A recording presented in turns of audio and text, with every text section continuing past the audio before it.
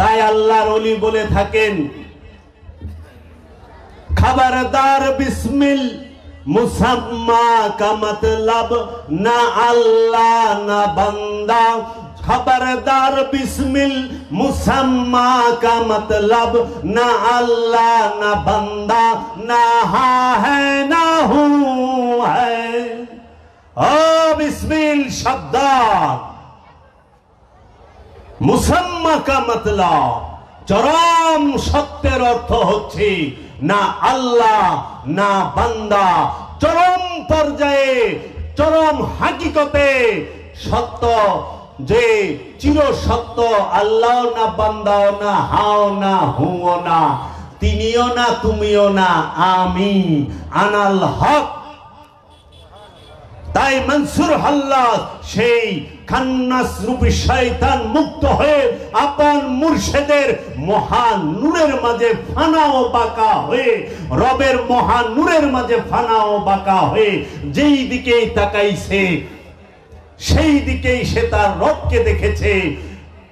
আল্লাহ কোরআনে বলেছেন, আইনামা তুয়াল্লু ফাসাম্মা ওয়াজহুল্লাহ।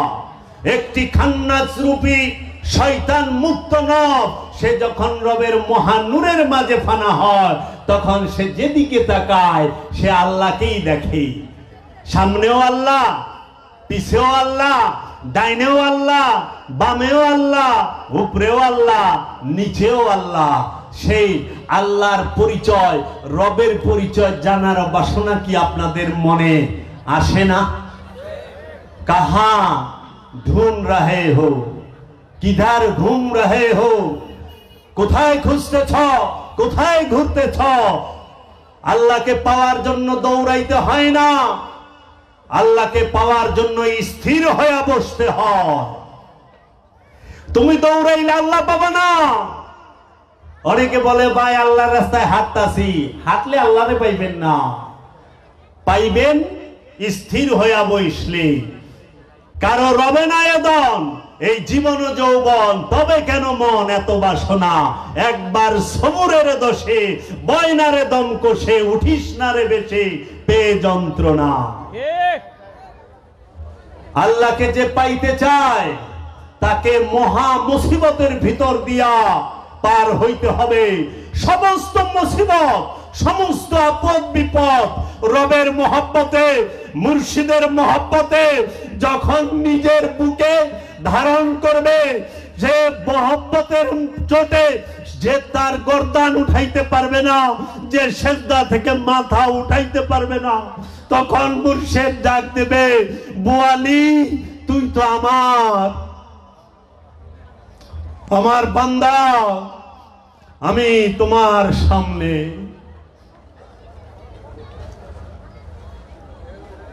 চরম মুসিবতের ভিতর দিয়া যাইতে হবে। এই মুসিবতে ধৈর্য ধারণ করতে হবে।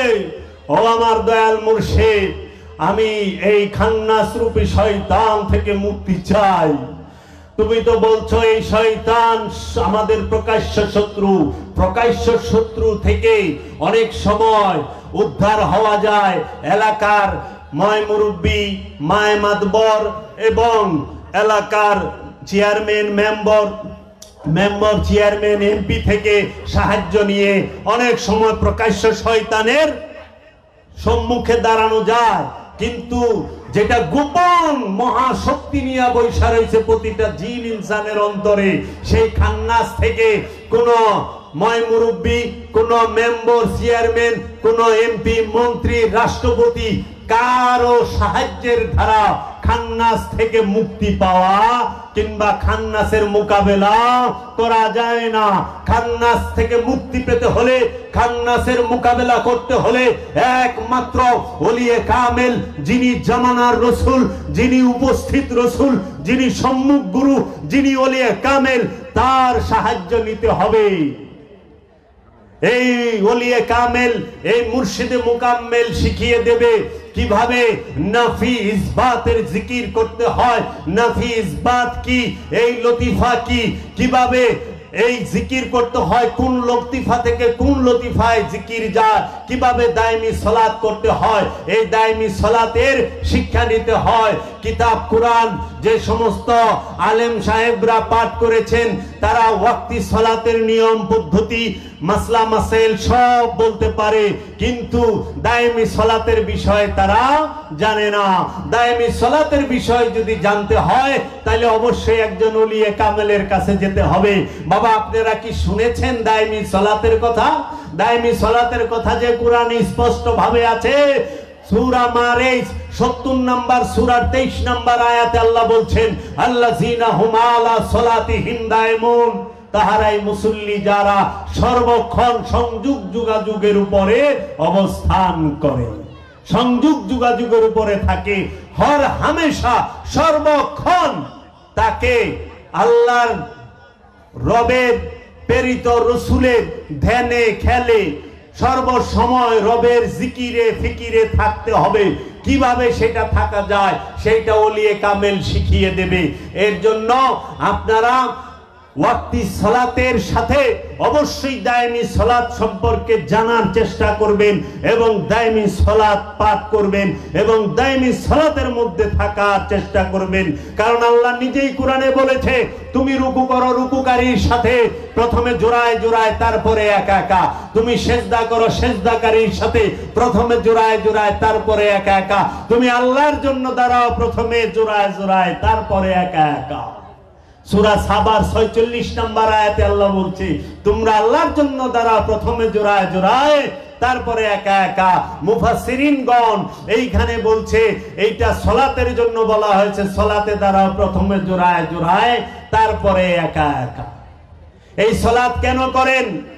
ওযু করার জন্য।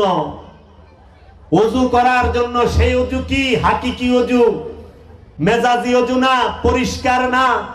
পরিষ্কার এক বিষয়, ওযু আর এক বিষয়। পরিষ্কার হওয়া যায় পানি দিয়া, সাবান দিয়া, শুকনা মাটি দিয়া, পবিত্র মাটি দিয়া তায়াম্মুম করে, গোসল করে পরিষ্কার হওয়া যায়, হাত মুখ দিয়ে পরিষ্কার হওয়া যায়। পরিষ্কার হয়ে গেলেন, এখন পরিষ্কার হয়ে সালাত করবেন আপন মুর্শিদের সাথে, আপন গুরুর সাথে, ওলিয়ে কামেল যে আছে তার কাছে বায়াত হয়ে তার কথা মতো এই পবিত্রতা হাসিলের জন্য, পবিত্র হওয়ার জন্য আপনি কি করবেন? রসুলের সাথে, মুর্শিদের সাথে, ওলিয়ে কামেলের সাথে দায়েমি সালাত করবেন। বছরকে বছর 12 থেকে 16 বছর দায়েমি সালাত করতে করতে নিজের নফসকে পবিত্র করবেন, কলবকে পবিত্র করবেন। পবিত্র করার বস্তু দেহ নাকি কলব? আল্লাহ কাকে পবিত্র করতে বলছে? কলবকে। কলব কি পানি দিয়া পবিত্র হয় বাবা? পানি দিয়া কলব পবিত্র করন যায়? পানি দিয়া দেহ পবিত্র করা যায়, পানি দিয়া দেহ পরিষ্কার করা যায়, কিন্তু কলব তো পরিষ্কার করা যায় না। পানি দিয়া চোখ ধুইতে পারবেন, দৃষ্টি ধুইতে পারবেন না। পানি দিয়া কান ধুইতে পারবেন, কানে পানি দিতে পারবেন, কিন্তু শ্রবণ যেটা শয়তানের ডাক যে শুনেন সেই ডাক পবিত্র করতে পারবেন পানি দিয়া? না। পানি দিয়া জিহ্বা ধোয়া যায়, মুখ ধোয়া যায়, কিন্তু জবান তো ধোয়া যায় না। যায়? কথা ধুইতে পারবেন? তো জবান ধুইতে পারতাছেন না পানি দিয়া, তাহলে জবান ধুইবেন কি দিয়া? জবান ধুইবেন রবের জিকির দিয়া, মুর্শিদের জিকির দিয়া, দায়েমি সালাতের মাধ্যমে। হাত ধুইতে পারবেন কি দিয়া? পানি দিয়া। হাত পরিষ্কার করবেন, পবিত্র করবেন পানি দিয়া, কিন্তু হাত যে শক্তির প্রতীক, হাতের যে শক্তি আছে, যেই শক্তি দ্বারা মানুষের ঘুষিও দেন, থাপড়ও দেন, চিমটিও দেন, আবার মানুষেরটা লয়েও যান, সেই শক্তিটাকে কিভাবে পবিত্র করবেন? এর জন্য আগে জানেন পবিত্র কি কাকে করবেন আর পরিষ্কার কারে করবেন। এর জন্য পানি দিয়া যদি আপনি, আপনাদের মানিকগঞ্জের এই ধামরার পাশেই তো মনে পদ্মা নদী, পদ্মা নদীর মধ্যে যা ডুব দেইলেও কি পবিত্র হয়ে পারছেন? এটা কেউ কয়ে পারবো? আরে আপনারা তো সারেন, ইমাম সাহেবও কয়ে পারবো না যে আমি পদ্মা নদীর থেকে গোসল করছি এখন আমি পবিত্র। কারণ আল্লাহ কইছেন যে পবিত্র সেই জান্নাতি, যে পবিত্র সেই জান্নাতি। দলিল কাদাফলাহা মান তাযাক্কা, ওই ব্যক্তি সফল যে নিজেকে পবিত্র করেছে। কাদাফলাহাল মুমিনুন, ওই ব্যক্তি সফল যে মুমিন হইতে পেরেছে। কলবকে পবিত্র না করে কেউ মুমিন হইতে পারে না। এর জন্য মুমিন হইতে গেলে কলবকে পবিত্র করতে হবে। যদি আপনি জান্নাতে যাইতে চান, নফসকে কলবকে পবিত্র করতে হবে। এখন আমরা কি করছি? হাত মুখ ধুইয়ে পবিত্র হয়ে গেছি গা। পবিত্র হয়ে নামাজ না, নামাজ পরেই পবিত্র হওয়ার জন্য, কুরবানি করেই পবিত্র হওয়ার জন্য। কারণ কুরবানি মানে খান্নাস রূপী শয়তান থেকে মুক্ত হওয়ার জন্য নিজের আমিত্বকে উৎসর্গ করা। বনের পশু তো বড় বড় সুরেরাও জব করে, মনের পশুকে যে জব করে সেই তো আল্লাহর ওলি। মনের পশুকে জবাই করেছে কে? বাবা শাহজালাল। মনের পশুকে জবাই করেছে কে? বাবা শাহপরান। মনের পশুকে জবাই করেছে কে? বাবা খান জাহান আলী। মনের পশুকে জবাই করেছে কে? বাবা শাহ আলী। মনের পশুকে জবাই করেছে কে? বাবা লালন শাহ। মনের পশুকে জবাই করেছে কে? বাবা জান শরীফ শাহ সুরেশ্বরী। মনের পশুকে জবাই করেছে কে? গৌসুল আজম বাবা ভান্ডারী। মনের পশুকে জবাই করেছে কে? বাবা বৈরাবরী। মনের পশুকে জবাই করেছে কে? আমার দয়াল মুর্শিদ বাবা জাহাঙ্গীর। এই মনের পশুকে যে জবাই করে সে হয় ওলি, আর বনের পশুকে জবাই যে করে সে হয় আমানু। বনের পশু জোর করে জবাই করান যায়, আর মনের পশু মহব্বতে জবাই করতে হয়। তাই কাজী নজরুল ইসলাম বলেছে, মনের পশুকে করো জবাই, পশুরা বাঁচে, বাঁচে সবাই। আগে নিজের মনের পশুকে জবাই করো, তারপরে বনের পশুকে জবাই করলে বনের পশু তোমার কাছে জবাই হইয়া ধন্য। কারণ আল্লাহর ওলির কাছে, আল্লাহর ওলির কাছে, আল্লাহর ওলির হাতে জীবনটা গেছে, তার রক্ত মাংস ধন্য। এর জন্য বাবা যান পবিত্র করবেন অন্তরকে, মনকে। মনের পশুটা, মনের হিংস্রতাকে আগে জবাই করে। মনের পশুকে তাজা রাইখা বনের পশুকে যতই জবাই করেন কোনো লাভ নাই। কারণ আমরা বাংলাদেশে দেখি অনেক বড় বড় খারাপ লোক 10টা 15টা জাহাজের সমান গরু জবাই করে। এই ছাগল কাণ্ডে তো এবার একজনের চাকরি গেছে গা, 15 লাখ টাকার ছাগল জব করছে না। মনে করেন এই ছাগল দিয়ে হ্যাঁ নিজেই শেষ, চাকরি গেছে গা। কি মন কুরবানি করলো, চাকরি শেষ। তো কাজেই হজ করবেন, কুরবানি করবেন, যাকাত দিবেন, ফিতরা দিবেন, সালাত করবেন, সমস্ত কিছু একটা কারণে, কলবকে পবিত্র করার জন্য। কলব পবিত্র, নফস পবিত্র, আপনি আল্লাহর বান্দা, আপনি তাওহীদ রাজ্যের অধিবাসী, আপনি নিজেই আল্লাহর বান্দা হয়ে বৈশা রইছেন। এর জন্য আল্লাহ বলছেন, ওয়াকালা রাব্বুকুম উদুনি আস্তাজিব লাকুম, সূরা মুমিনের 60 নম্বর আয়াত। আল্লাহ রাব্বুল আলামিন বললেন, সুতরাং তুমি তোমার রবকে, তোমরা তোমার রবকে একা ডাকো, সঙ্গে সঙ্গে তোমরা জবাব পাবে। আল্লাহকে ডাকতে হবে কিভাবে? একা, দুয়ে ডাকলে হবে না। এখন আমাদের দেশে এইটার অর্থ অনেকে উল্টা করে, কয় আল্লাহ বলছেন তুমি আল্লাহকে ডাকো, আল্লাহ সাথে সাথে জবাব দিবে। তাই নাকি? হ্যাঁ হ্যাঁ। তাহলে এই যে বড় বড় হোটেলে, রেস্টুরেন্টে, বিভিন্ন বিল্ডিং এ যে আগুন লাগে, এরা কি আল্লাহরে কম ডাকে? আল্লাহ তো জবাব দেয় না, থাকবো আল্লাহরে ডাকে নাই, ডাকছে তো। এই যে এত অ্যাক্সিডেন্ট হয়ে পানিতে দুইবার লঞ্চ দুইবার মরতাছে না, বিমান ব্রাস্ট হয়ে মরতাছে না, মরতাছে তো। আচ্ছা ইরাকিরা কি আল্লাহরে ডাকে নাই? আল্লাহ শুনছে, সাথে সাথে বোম ফিরাইছে। সিরিয়ানরা, ইয়েমেনিরা, আফগানিরা না, আল্লাহ শর্ত দিয়েছে একা ডাকবা। সেই একা কোন একা? সেই একা কোন একা? সেই একা কি আপনার এই বাহ্যিক একা, যে আপনি কি করলেন, আপনি নিজে রুমের ভিতরে ঢুইকা আপনার স্ত্রী সন্তানদেরকে অন্যখানে অন্য রুমে পাঠাই দিয়া রুমের খিল লাগাই দিলেন, জানলা লাগাই দিলেন, দিয়ে আপনি জিকির করতেছেন আল্লাহ হুম আল্লাহ হুম আল্লাহ হুম আল্লাহ হুম, কিন্তু আল্লাহ জবাব দেয় না। কিন্তু আল্লাহ তো ওয়াদা করছে, তুমি ডাকার সাথে সাথে আমি জবাব দেব। তুমি একা আমাকে ডাকো, আমরা সঙ্গে সঙ্গে আমি তোমাদেরকে জবাব দেব। শর্ত একা, সে একা কখনো বাহ্যিক একা না, কারণ আমার নফসের সাথে খান্নাস রূপী শয়তান মিলা দুই হয়ে রয়েছে। নফস আর খান্নাস, নফস এক, শয়তান রূপী খান্নাস আরেক, দুইয়ে মিলা এক যুগ এক মানে দুই হয়ে বয়ে রয়েছে। যতই ডাকে লাভ নাই, কারণ কামনালয়ে আল্লাহরে ডাকলে আল্লাহ শুনবে না, বাসনালয়ে আল্লাহরে ডাকলে আল্লাহ শুনবো না। যদি আপনি চাওয়া নিয়ে আল্লাহরে ডাকেন আল্লাহ শুনবো না। সমস্ত কিছু মুক্ত হয়ে আল্লাহকে ডাকতে হবে। তাই মাওলানা রুম বলেছেন, যে নামাজ পড়তে যায় মসজিদে, মসজিদ আল্লাহর ঘর, আল্লাহর ঘরে যখন নামাজ পড়ে আল্লাহকে কি আমরা মুসল্লিরা কি বলি, ইমাম সাহেব কি বলে, আল্লাহকে হাজের নাজের ওয়াহিদ জানিয়া সেজদা করিতেছি। আমরা আল্লাহর কদমে সেজদা করি, তাই না? নামাজে আল্লাহর সামনে রুকু করি না, আল্লাহ আমার সামনে আছে। আমরা যারা ইমাম মুমিন তারা আল্লাহরে দেখে, আমরা মুসল্লি হয়তো দেখি না, কিন্তু ইমাম সাহেব দেখে আল্লাহরে। কারণ যিনি ইমাম সে শয়তান মুক্ত, যে শয়তান মুক্ত না সে ইমাম না। তো শয়তান মুক্ত যে, সে তো আল্লাহরে দেখে, আল্লাহরে দেখে চেষ্টা করে। এর জন্য আমরা বলি বিহাজ আল ইমাম, ইক্তাদাইতু বিহাজ আল ইমাম। এই ইমামের পিছনে আমার এক ফুবা ছিল, হ্যাঁ ও শর্টকাটে নিয়ত করতো, হুজুরের যেই নিয়ত আমারও সেই নিয়ত, কাবাতি শরীফাতে আল্লাহ। মানে সাধারণ মানুষ সে করতো না, আরবি জানতো না, তো একদম সাধারণ মানুষ কি নিয়ত করব। আর এই আরবি যতই হিগে হ্যাঁ মুখস্থ না, বুড়ে হয়ে গেছে গা, হুজুরের যেই নিয়ত আমারও সেই নিয়ত।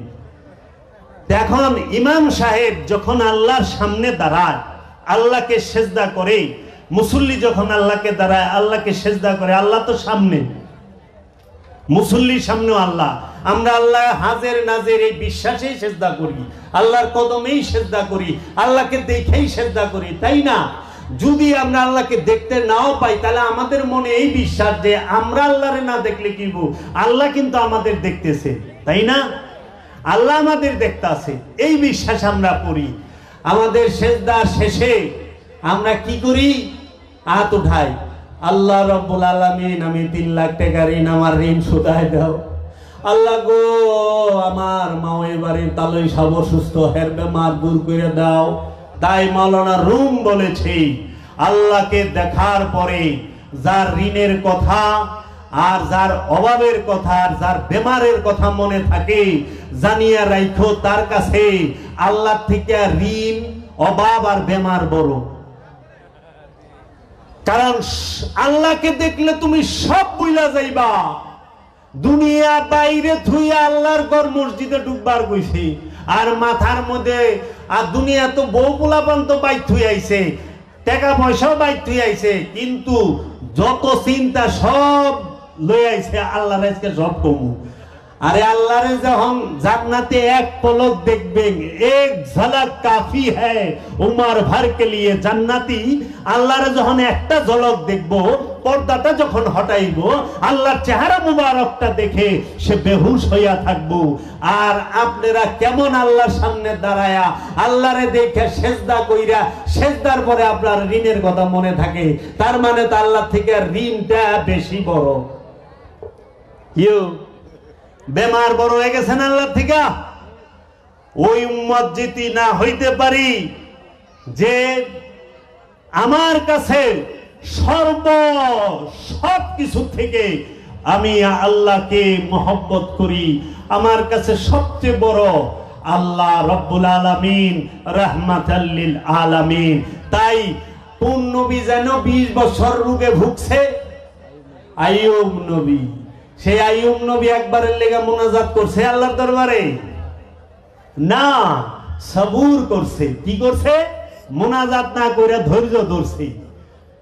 ইউনুস নবী মাছের পেটে ছিল, সমুদ্রের ভিতরে 2 মাসের পেটে, মুনাজাত করছে না সবুর করছে?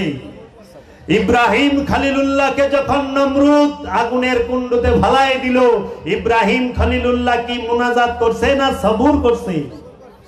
তাইলে ধৈর্য ধরবেন না? একটুটুক বিপদ আইলে সাথে সাথে হাত উঠায় বহেন, এইটাও তো হইতে পারে আল্লাহ মুসিবত দিছে বড় রহমত দেবার জন্য ধৈর্য ধরি। তাই গৌসে পাক আব্দুল কাদের জিলানী আলাইহিস সালাতু ওয়াস সালাম বলেছেন, বাবা মুসিবত আইলে ঘাবড়ায়ও না, ধৈর্য ধইরা মুসিবতটাকে যাইতে দাও, বিশ্বাস রাখো এই মুসিবতের পিছনেই রহমত আসতেছে। মুসিবতে ঘাবড়ায় না। সুফিরা কি ঘাবড়ায় না?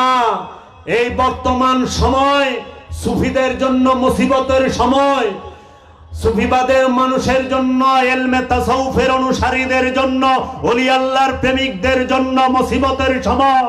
ধৈর্য ধরো, সুসময় আসতেছে, রহমত আসবে রবের। যে মাজার একতলা ভাঙছ যাইনা রাখো, এইটা বিশাল আকারে আধুনিক ভাবে সুন্দর হবে। কারণ আল্লাহর ওলি সার দেয়, সাইরা দেয় না। ঠিক, আল্লাহর ওলিদের সাথে জুলাইতে যায় না, কারণ আল্লাহর ওলির বন্ধু আল্লাহ নিজে।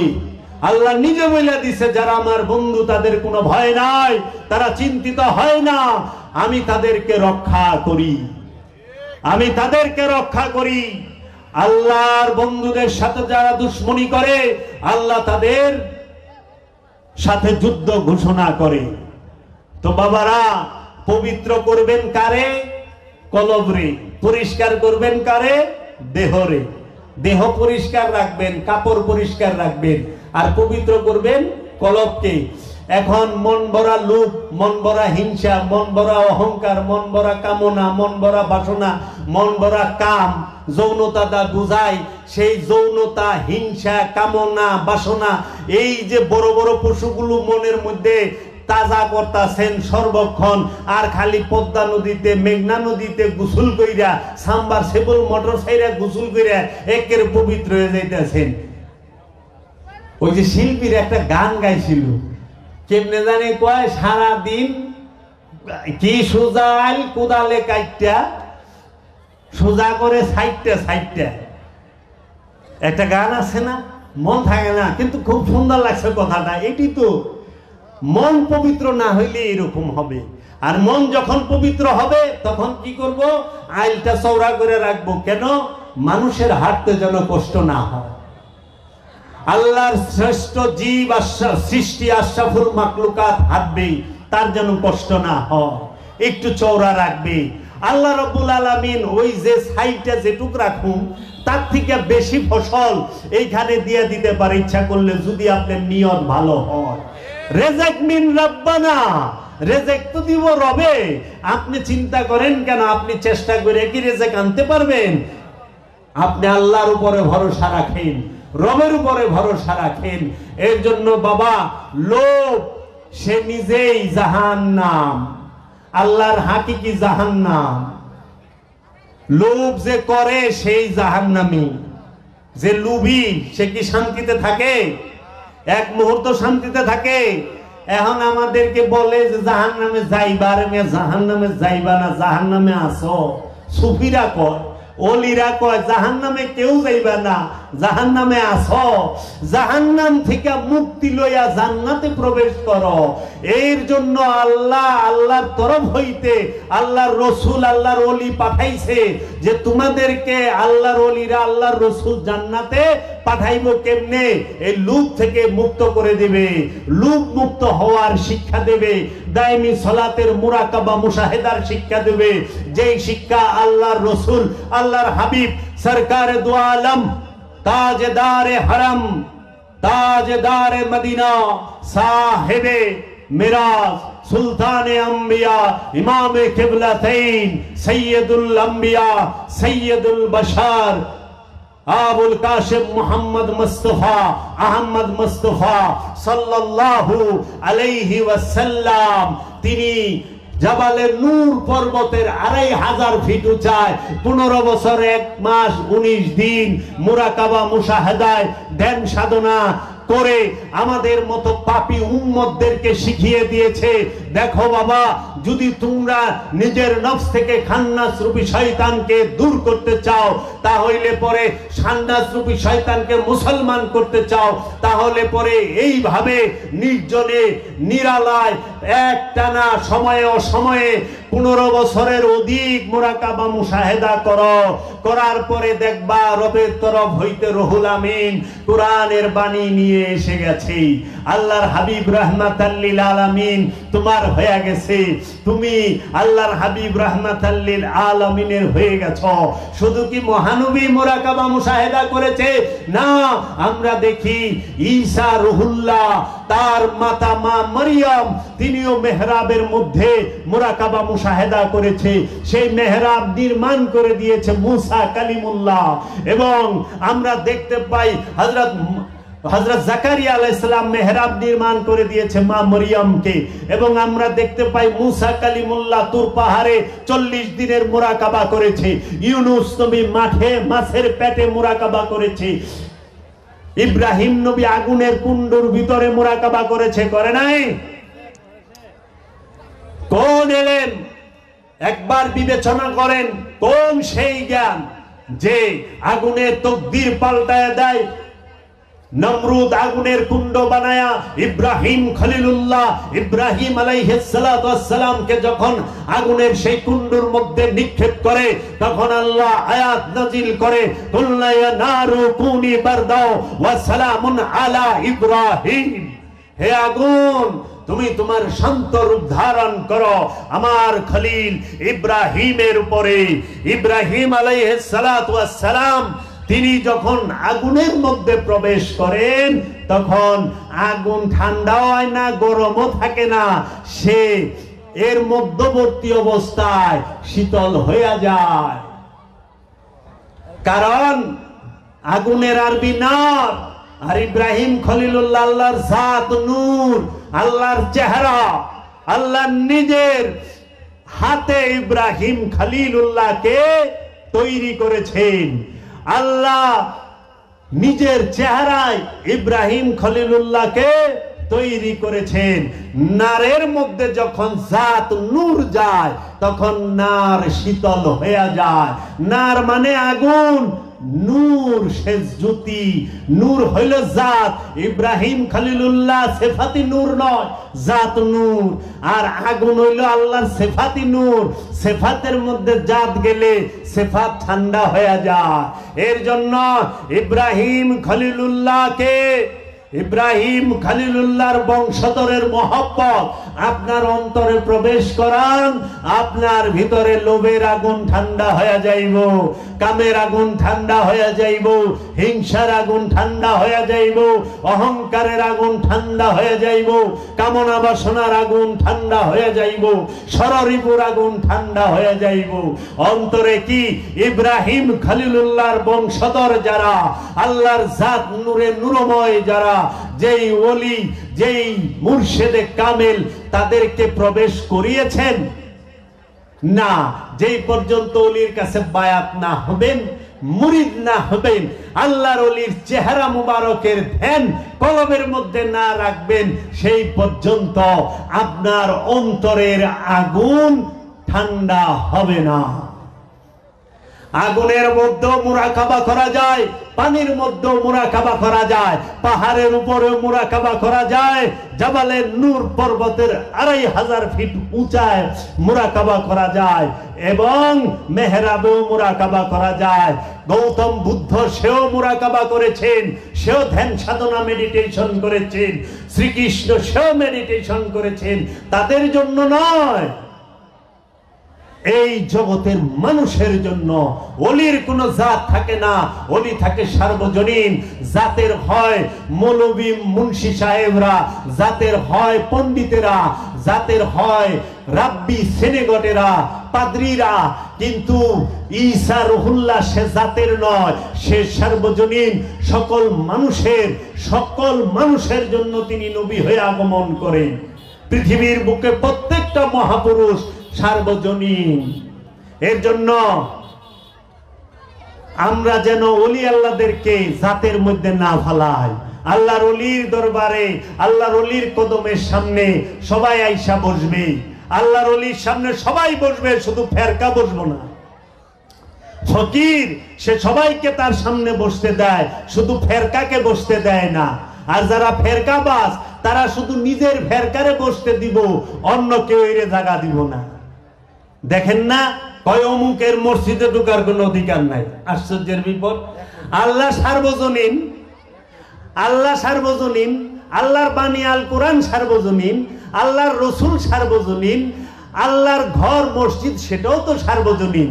তো সেইখানে মসজিদ আলাদা আলাদা, সালাফির মসজিদ একটা, ওয়াহাবির মসজিদ একটা, সুন্নির মসজিদ একটা, এখন আবার তাবলিগ জামাতেরও মসজিদ আলাদা হয়ে যেতেছে। আল্লাহ জানে আমরা এই ভাগ করতে করতে কোথায় নিয়ে দাঁড় করামু। কেন আমরা এক হইতে পারি না?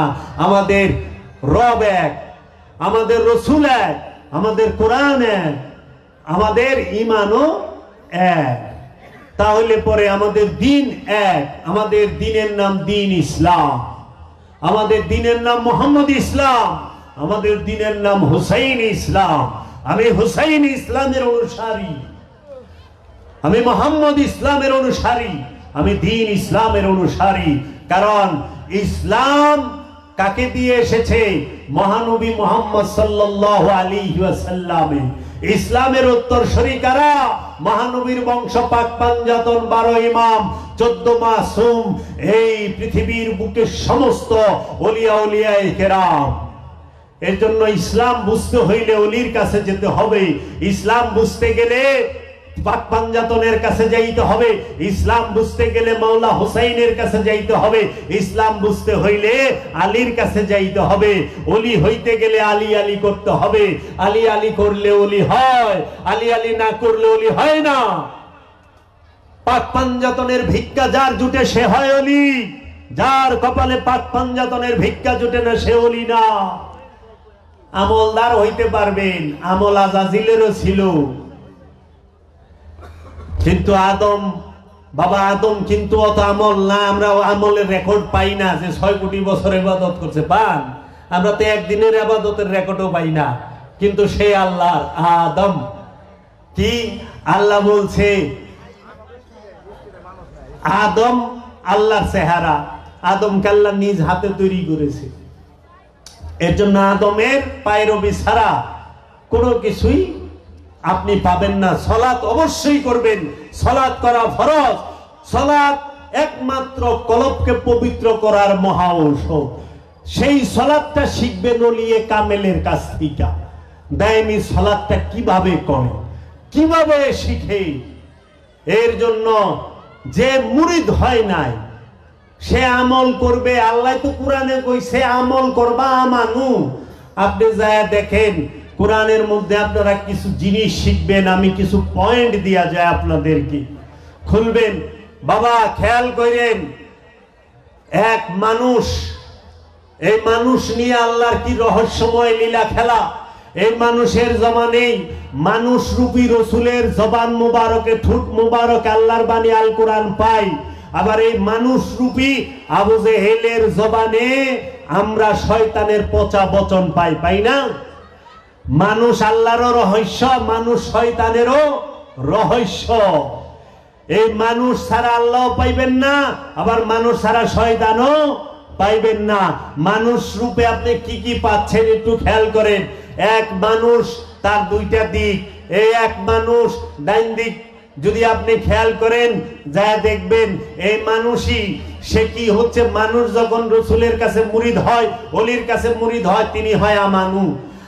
আমানু যখন রসুলের কথা মতো নামাজ, রোজা, হজ, যাকাত, কুরবানি করে, এই আমলে সালেহা করে, তিনি হয় তখন মুসল্লি। তাকে কোরআন মুসল্লি বলে ডাকে। মুসল্লি যখন এগুলোর উপরে সর্বক্ষণ থাকে, কামিয়াব হয়, তখন সে হয় মুহসিনিন, তারপর হয় মুত্তাকিন, তারপর হয় সাবিরিন, তারপরে হয় মুমিন, তারপরে সে হয় রসুল। মুমিনদের থেকে রসুল নির্বাচিত হয়। এই মানুষ থেকেই এই মানুষই আমানু হয়, মানুষই মুসল্লি হয়, মানুষই মুহসিনিন হয়, মানুষই মুত্তাকি হয়, মানুষই সাবেরিন হয়, মানুষই মুমিন হয়। এই মানুষ রূপে রাসূল হয়, মানুষ রূপে নবী আগমন করে, মানুষ রূপে রাসূল আগমন করে, মানুষ রূপে ওলি আগমন করে, মানুষ রূপে আব্দুহু আগমন করে। আবার এই মানুষ রূপেই যায় দেখবেন আবু জেহেল মানুষ রূপে, আবু লাহাব মানুষ রূপে, সায়েবা মানুষ রূপে, উকবা মানুষ রূপে, আবু সুফিয়ান মানুষ রূপে, এই ফেরাউন মানুষ রূপে, সাদ্দাদ মানুষ রূপে, এই নমরুদ মানুষ রূপে। মানুষ রূপে না, সবাই মানুষ রূপে। আচ্ছা, এই মানুষই সে কাফের হয়, কাফেরুন, জালেমুন, কাফের এই মানুষই হয়, জালেম এই মানুষই হয়, মুনাফিক এই মানুষই হয়, হয় না? মুশরিক এই মানুষই হয়, মুরতাদ এই মানুষই হয়, নাস্তিক এই মানুষই হয়। তো মানুষের মধ্যেই তো সব।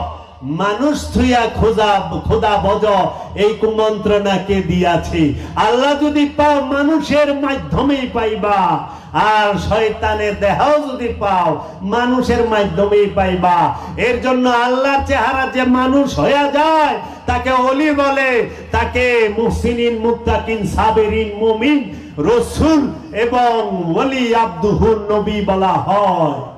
তাই নবীগণ মানুষ না যে মানুষ সে নবী না, রাসূলগণ মানুষ না যে মানুষ সে রাসূল না, মানুষ ওলি না যে ওলি সে মানুষ না, মানুষের রূপে। এর জন্য আদমের বেলায় বাশার ব্যবহার হয়েছে শব্দ, বাশার মানে চামড়াধারী। রাসূলের বেলায় কোরআনে বাশার ব্যবহার হয়েছে, বাশার মানে চামড়াধারী, ইনসান ব্যবহার হয় না, নাজ ব্যবহার হয় না। গবেষণা করো মুসলমান, ও আলেম সমাজ, আপনারা গবেষণা করেন। সুফি দেখেন না, তাই সুলতানুল হিন্দ, ওকে, সুলতানুল হিন্দ খাজা মাইনুদ্দিন চিশতি আজমেরির একটি কালাম দিয়ে আমি শেষ করব। সুলতানুল হিন্দ খাজা বাবা বলেছেন, তু নিশানে বে নিশা হ্যায়, তু বাহার সরমাদি হ্যায়, তু নিশানে বে নিশা হ্যায়, तू बहार सरमादी है, तुझे देखना इबादत, तुझे देखना इबादत, तेरे याद बंदगी है, तू निशान बे निशा है, तू बहार सरमादी है, तेरे दर पे सजदा करना, तुझे याद करके रोना, तेरे दर पे सजदा करना,